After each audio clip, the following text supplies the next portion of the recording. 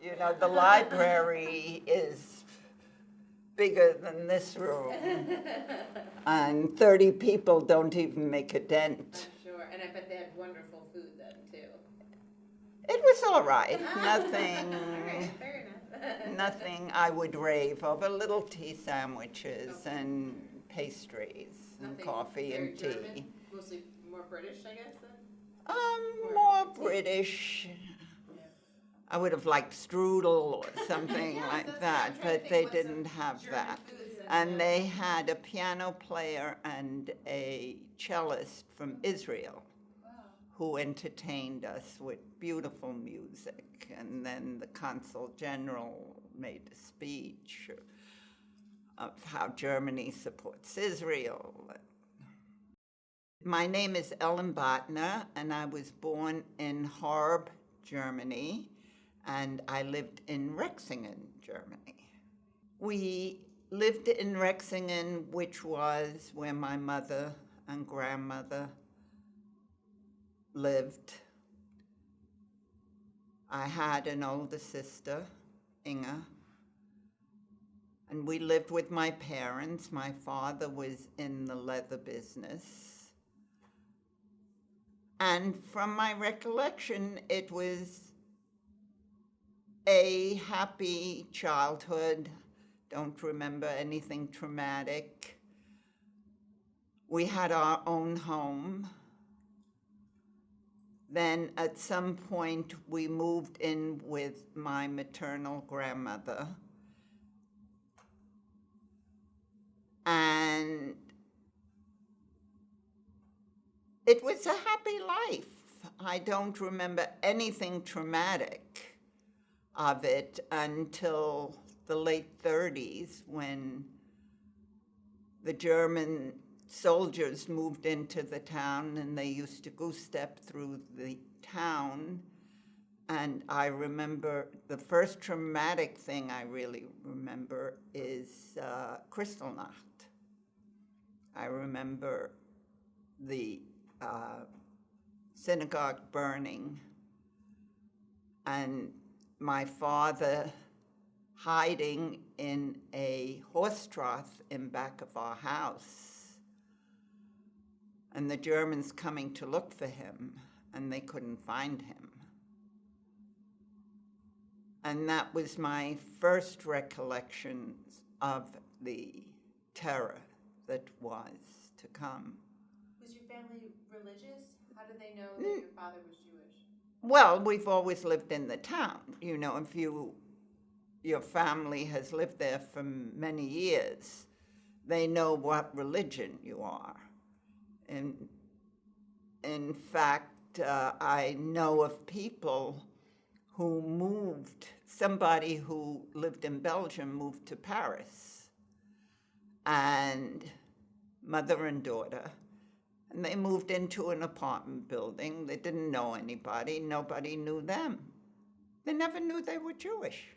They didn't register, and they lived the war that way. So if you were a stranger, you could do it. Did you have many non-Jewish friends when you were growing up, or was No. it was mostly Jewish? In Germany, I don't remember ever meeting anyone who was not Jewish. It was very much family. Do you remember experiencing any anti-Semitism before the Nazis came through? No. No, I don't recollect anything. So you remember them goose-stepping through. What do you remember about any propaganda that came through the town? I was 5 years old. I wouldn't know anything I didn't read. So. You remember hearing your parents talk about anything? No. The tone didn't change? No. Okay, so The only thing I remember is that my father had to go to work for the German government on the railroad. And the way he got to work was using a bicycle that had belonged to my sister. And one day something was wrong with the bicycle, and I remember the fear that he couldn't get to work.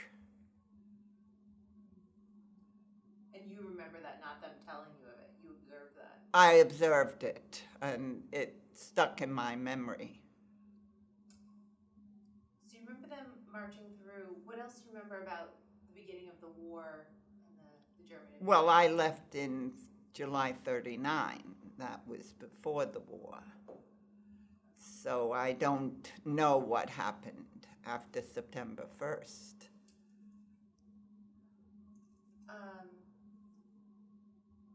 Before we get into your story, did your family, the rest of your family, did they try to immigrate? Where did they go? We had sponsors in the United States, but my parents didn't know when we could get out. I had an uncle who was very involved in Jewish organizations, and he is the one who knew about the Kindertransport. He got my sister and I and another first cousin, Richard, on the Kindertransport. My father was able to leave Germany September 1st, 1939, the day war broke out with England, the day Germany attacked Poland. My mother stayed in Germany till May 1941. The original plan was for my mother to pick us up in England and come over here with her. In fact, in 1940, my sister and I went to London and we got our passports to come here. But there was a ship that left England with something like 80 children, and it was torpedoed. So they didn't allow any children to cross the Atlantic. So my mother couldn't pick us up. And she came directly here in May of 1941. So can you talk a little bit about what it was like on the Kindertransport for you? Well, first let me tell you that I don't remember my parents telling us anything that was happening. Just one morning they got us up and put on, in July, 3 layers of clothes with a winter coat and our suitcase. And my mother went with us on the train, and we went to Stuttgart, where we were met by the organization. And then we got on a train. I don't remember the train ride at all. All I remember was getting on a ship and going into a cabin, and my sister and I shared a bunk. And the next morning we went into breakfast, and I had white bread for the first time, and I thought it was cake. And getting off the ship, going by train to London, I remember sitting in a room, and my mother had a sister who lived in Manchester. My parents knew we were going to Manchester, and they had corresponded with our foster family. So they knew exactly where we were going. And the foster family had asked my Aunt Lisa to come and get us in London. And we were just about the last two in the room when my aunt came. And we took the train up to Manchester. Now, I'm 5 years old. At 5 years old, I knew nothing that was happening. I just went with the flow. I don't even remember questioning it. And we get to Manchester, and a car was waiting for us, and we were taken to my foster family's home, which was absolutely gorgeous, with a tremendous lawn, with tennis courts,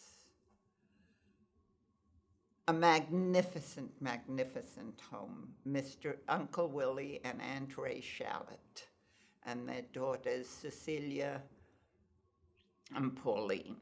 Cecilia was 18, Pauline was 14. And we were very, very well taken care of. We lacked nothing. In September, Inge and I went to school. And soon thereafter, one day, we went to school with suitcases.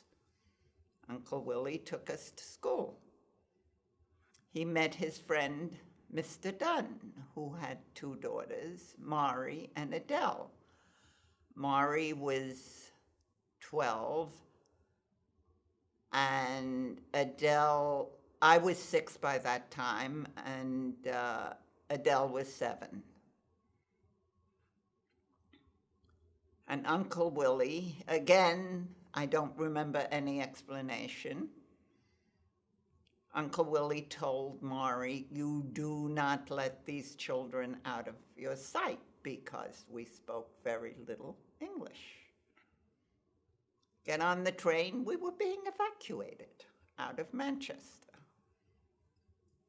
And we went to Fleetwood, a small fishing village near the resort of Blackpool. Fleetwood was also a resort town, but not as popular as Blackpool. Again, we went to the town hall, and people came. We'll take one, we'll take two. We were 4. 2 women and Maud and Muriel Bailey. And Muriel was the principal of the elementary school, and Aunt Maud was the justice of the peace of the town. Again, we were very, very lucky.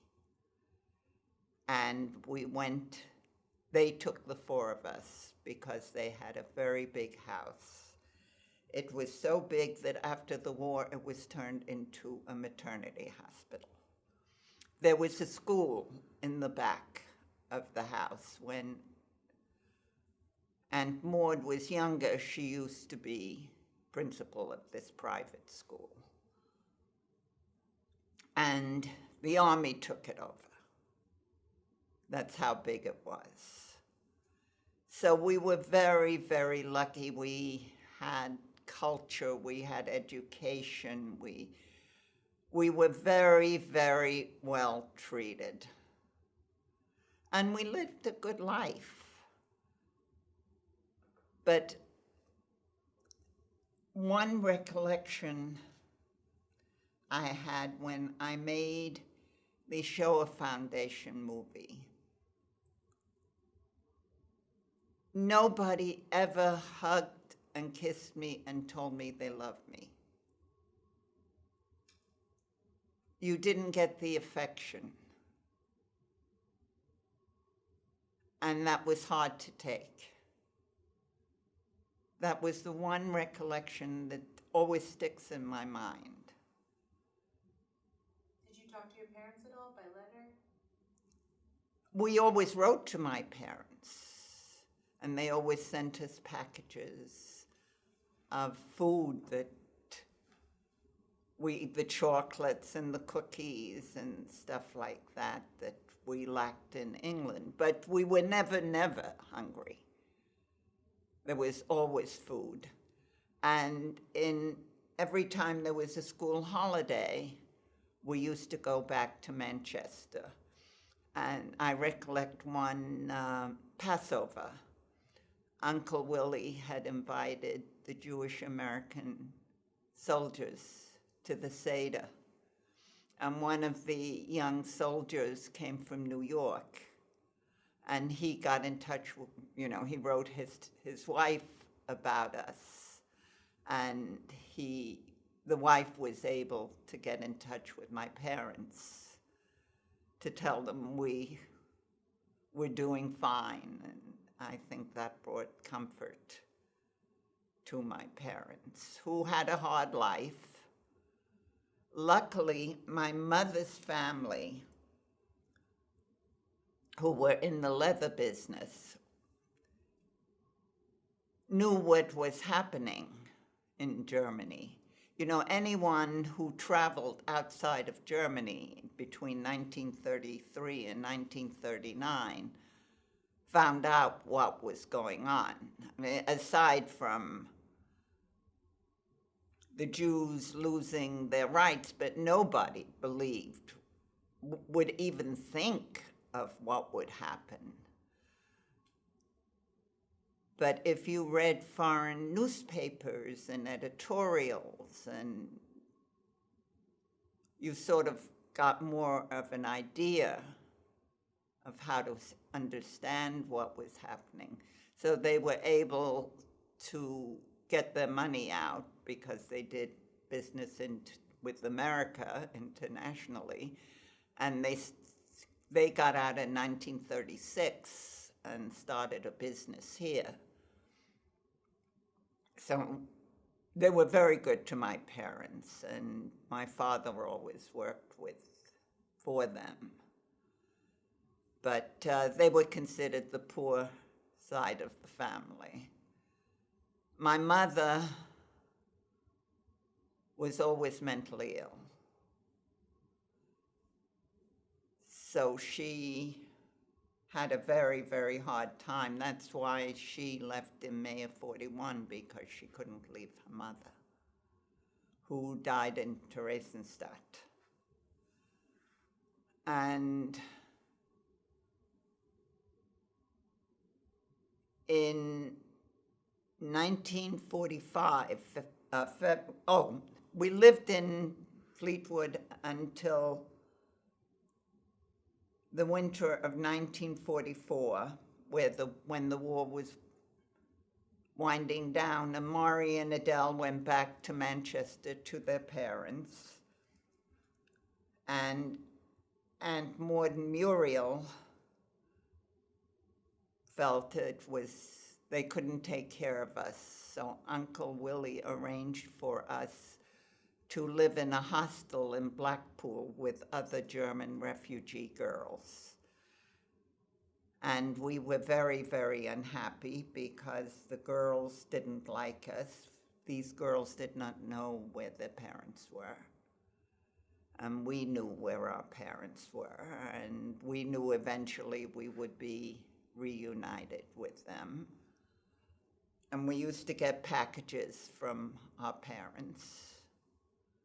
And the matron thought we should share it with all the girls. And being us, we didn't want to share it. And it was a very unhappy time in our lives. And then in January, it was in the summer we went there. I'm sorry, it was about July we went there. We were there 3-4 months, and then about Christmas time, 1945, we were called back to Manchester, and we had to bring all our stuff, and they said there was transportation for us to the United States. So we stayed a week or two, and then the trip was canceled, and we went back to Blackpool. Then in February, we packed up again and went back to Manchester, and Uncle Willie took us to Liverpool. And we got on the ship MS Area. And the first night, we had a beautiful cabin it was a cargo ship, but had cabins. And the first night we went down to dinner, which was a buffet, And I took one look at all the food. Oh my God, what is this? And I must have eaten like a pig. And the next morning we pulled out. I never saw the dining room again. We were in a convoy, and it took 2 weeks to cross the high Atlantic in February to Halifax, Nova Scotia. And there were storms, and I was seasick every single day.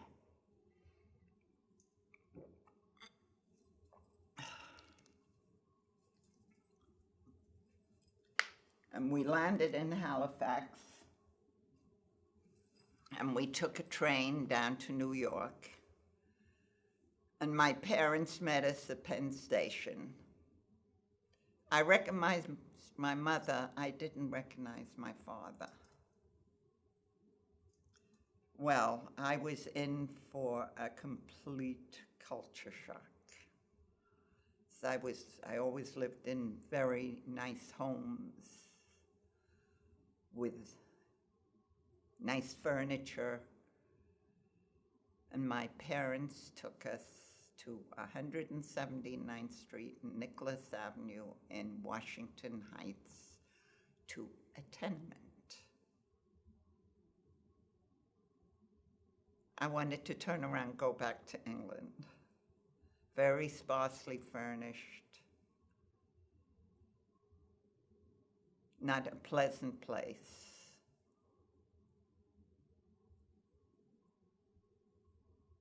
My parents were in for a shock too, because all the time they visualized 2 little children, obedient. All of a sudden they get 2 teenagers, 11 and 13, who had been basically independent. You know, we always were taken care of,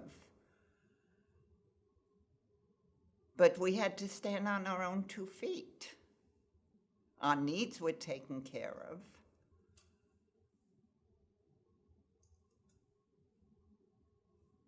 They didn't understand us. We didn't understand them.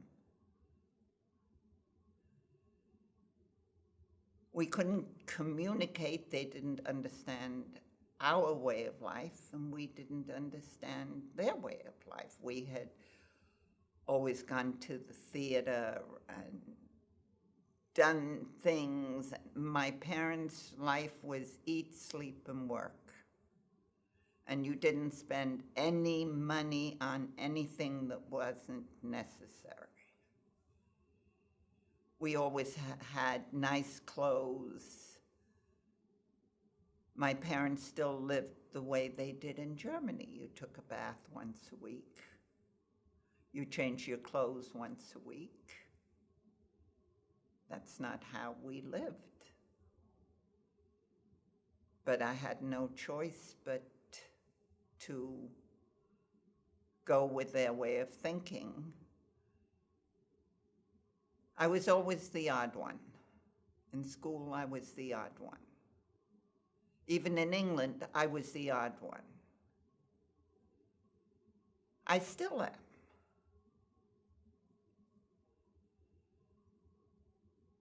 I wasn't a happy child. I never fit in.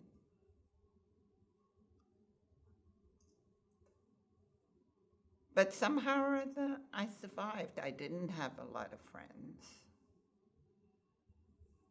My parents' life was in the synagogue, a German congregation. They never did anything. Luckily, I had my sister. She was my mother. We were always very, very close. She died in 1986, and I still miss her to this day. In fact, in 2015, my great-grandniece got married. And my sister's 3 daughters and her granddaughter and myself stood there 30 years after she died and cried, missing her. She was a wonderful, wonderful person. So I always had her, and that was a consolation. And went to school, graduated high school. I went to work when I was 14 so that I could have my own money and buy clothes, and I lived independently. Then in 1953, my sister got married, and I just couldn't live at home, live with my parents anymore, and I met a girlfriend, and I got my own apartment. No, it was worked. In 1956, I met my husband, and 57, we got married. We had a very good life, had 2 sons, had 2 granddaughters, and in 2017, my husband died. And now I make a life for myself, but it's very lonely. But I come here, which is wonderful, to our Holocaust Center.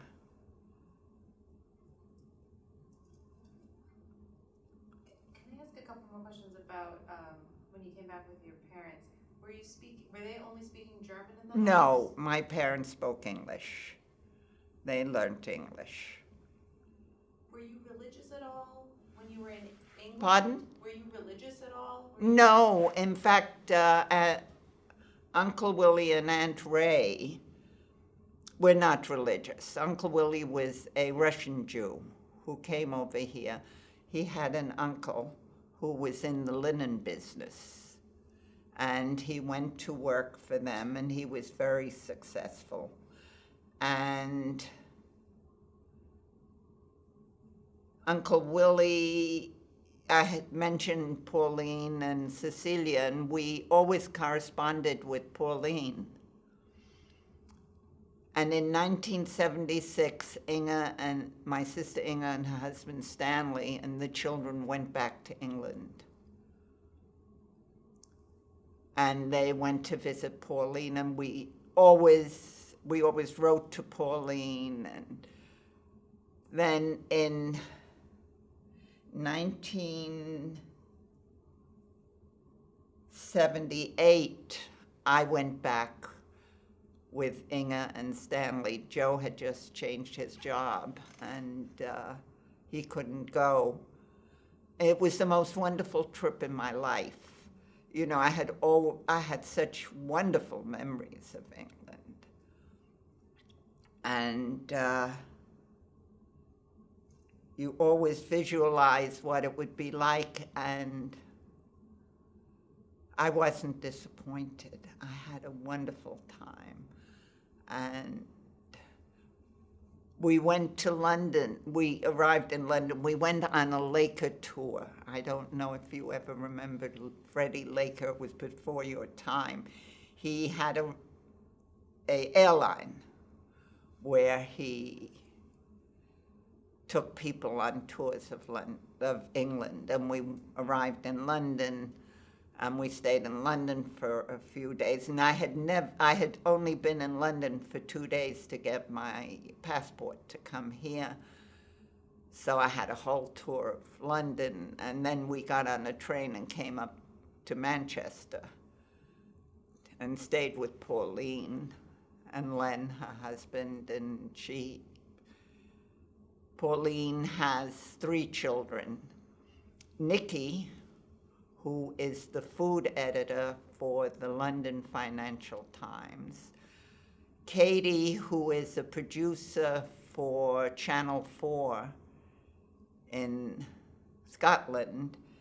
and Richard, who is into computers. They're all very successful, and we're very, very close to them.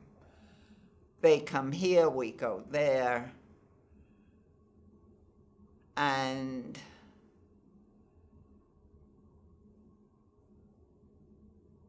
I am not in contact with anyone from my mother's side, but my father's side, I have two first cousins. My father had a sister, Aunt Hilda, who also came here. I think she was the one who sponsored us also, who was a RN. And she has one daughter, Naomi, who lives in New Jersey, who I'm very close to. And my Uncle Sally, the one who got us onto the Kindertransport, was able to get out and go to Israel. And in 1956, he came here with his family. And he has two sons, Elon and Ronnie, who both live in California. And I speak to Elon about once a month. And we've gone back to England about once every 10 years. Have you ever gone back to Germany? No. How do you feel about Germany? I won't go. Not that I suffered so terribly. Yeah, I'm one of the lucky ones with a good outcome. But I have animosity against the people. Nobody knew anything. And I understand how they could let Hitler take over the government because they were in such dire straits with the Versailles peace agreement that Germany was devastated, and there was no way for them to improve themselves, and their economy was in shambles, and Hitler came in giving them hope. In fact, the Jewish industrialists supported him, figuring they could always control him. But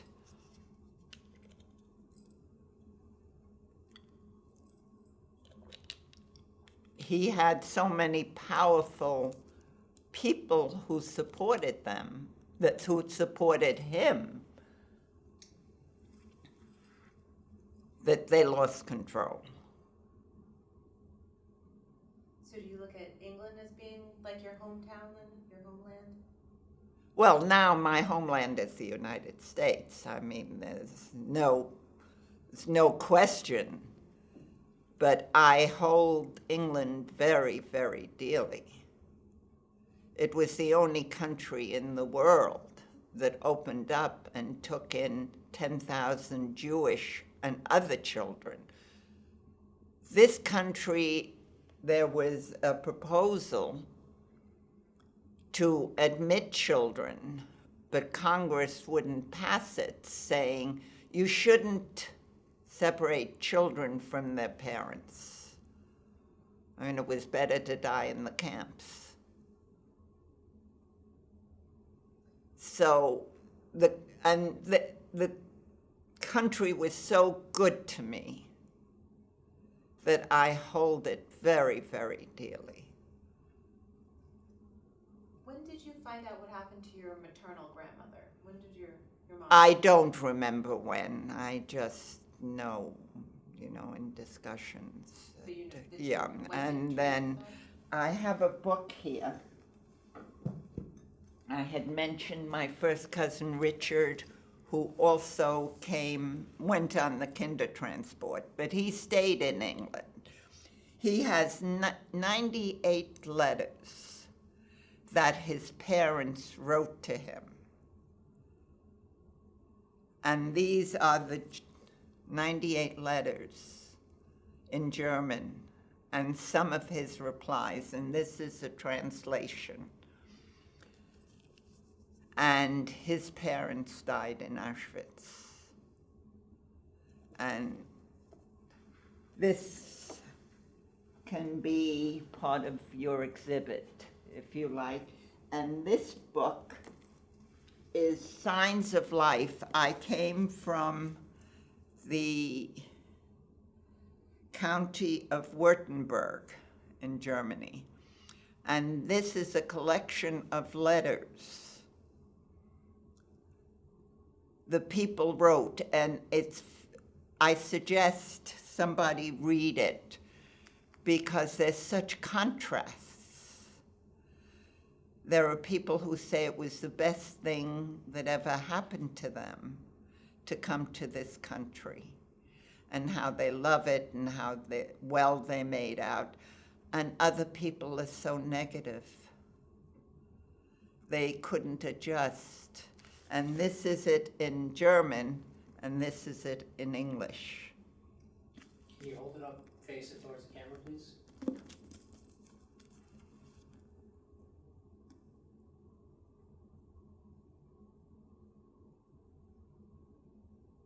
Very interesting to read these letters. So when did you first start speaking about the Holocaust in your experience? All right. 1992, I get a phone call from my first cousin Naomi in one of the Jewish papers. She saw an article of a reunion the Kindertransport was having at the Marriott in the financial district. They sent me the article, and it had a phone number to call. And I called, and I went to the reunion alone, not knowing a soul. I didn't take my husband. I just wanted, I don't remember what my emotions were, but I was very nervous. I walk in the elevator, and another woman walks in. I said, "Are you alone?" She said, "Yes." I said, "Can I stick with you?" And her name was Ellen also. Ellen Gerber. And it was amazing. They had workshops, and I sit down in a chair, and the woman's sitting next to me, "Where do you come from?" "In England." So I said, "I lived in Fleetwood. I lived in a hostel in Blackpool." You would not believe this, but this woman was in the hostel that I was in. I did not remember her, but she remembered my sister and I. And if coincidence to sit down right next to her.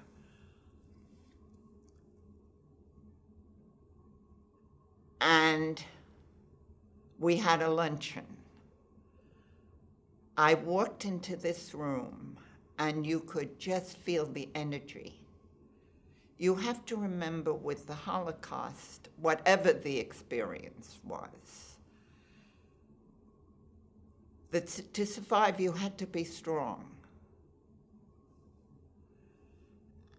And you could just feel the energy of these people. In 1992, when I joined, there were over 700 members all over the world. We're down to about 200 now. Then, of course, I joined the organization and started being active. I was the treasurer for a while. And I went to all the activities. Then 3 years or 2 years ago, Anita Weisbord, who we interviewed before, talked me into coming here. And that's when I really started telling my story. And I value this place completely. But it's been traumatic for me. It's made me think more. But it also has taught me how lucky I am. My whole life, everything has always worked for the better, however it has turned out.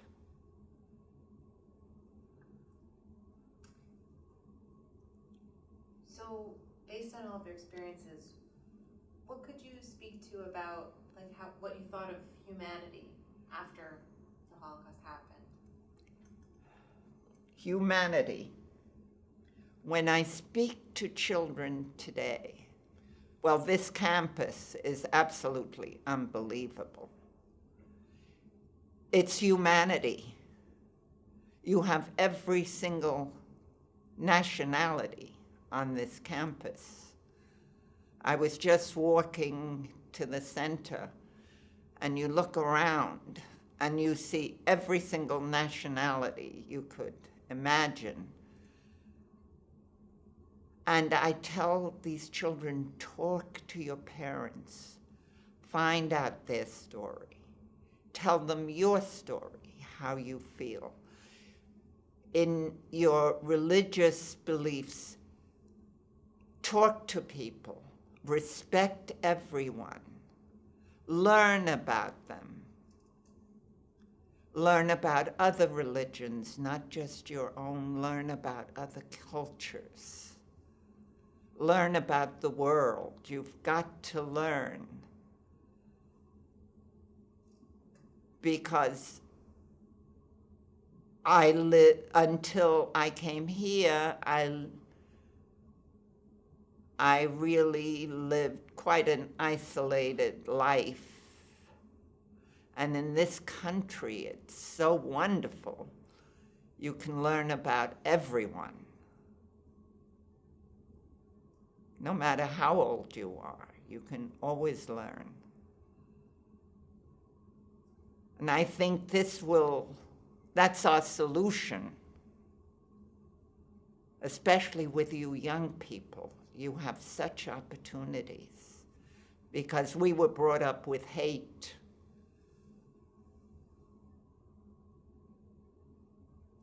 And not respect other people. And look down on people. And you young people can learn such wonderful things. So what would you want, so people watch this video, what would you want people to remember about you and your experiences? I would like them to know about the Kindertransport. I would like them to know the kindness of people and how well I was treated.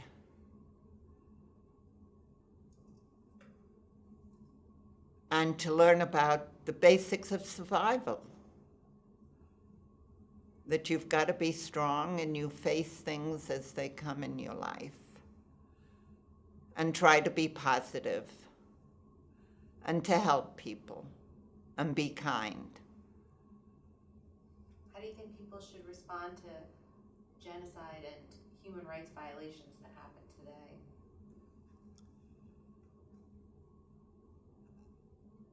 You can join organizations. You can help fight hatred. There's so much going on today that's so sad. One thing I cannot understand, it is absolutely beyond me, there are 14 million Jews in the world. There are 8 billion people in the world. We're not even 1%. Even in the times of Hitler, the Jews didn't make up more than 1% of the world. Why is there such hatred? Why is there such hatred of the refugees now? There is no country that helps them. At least the Jews had organizations, we had money behind us. So wherever we went, we had people to help us. These people today do not have that. There is an organization in England called Safe Passage, which is trying to do what the Kindertransport did. But they don't have the people behind them. England doesn't want them. The United States certainly doesn't want them. The countries in Europe doesn't want them. There's no place for these people to go. And there's no money behind them. Even though the Arab countries supposedly have all the money in the world, they do not support these people. It's a terrible, terrible situation. And our country is being taught hatred.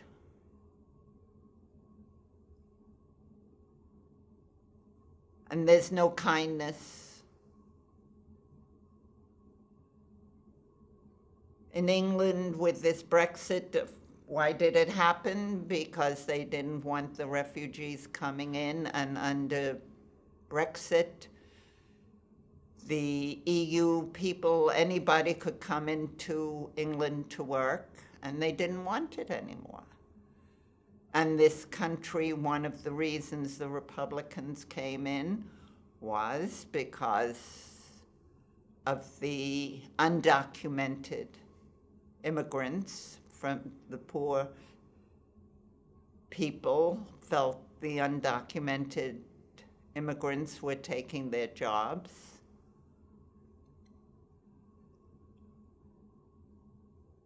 And there should be some kind of a solution. I don't know what it is. But again, we've got to try to help with our money, with our organizations, and try to fight hatred.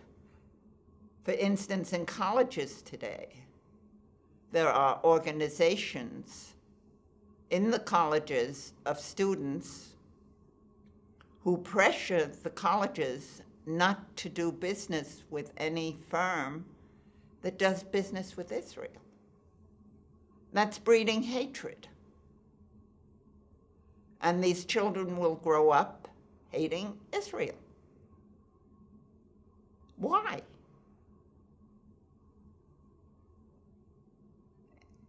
I'm shocked that the colleges allow this. They should be teaching tolerance in all ways.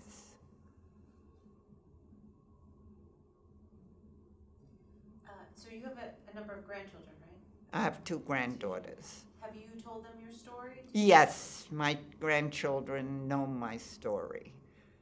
Do you think that they'll continue to tell what your story was? I think my older one will, Jacqueline, but I don't think Alicia will. I don't think she was as moved by it as Jacqueline will. But they both have very, very lovely young men who we love, but they're both not Jewish. But that's something that we have no control over, and we're just happy that they are both happy, and they're very good young men. So we live with it. Is there anything else that you want to share? We've hit most of the important things that we wanted to cover. Any other thoughts? I just want people to be tolerant, respect everyone, and be kind.